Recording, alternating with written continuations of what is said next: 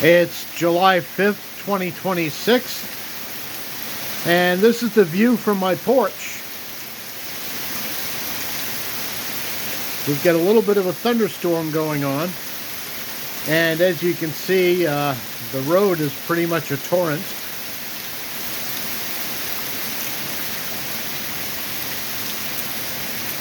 We're sort of hoping this doesn't last long. Yesterday we had a raging storm that took out power in a lot of areas around here. Trees were down and things like that. On the other side of the mountain from us in Cumberland County, it was even worse. There's places there that are still without power. And 2 campers died when a tree fell on their tent. So yeah, the past couple days have been pretty dramatic. Quite a change from the heat wave we had.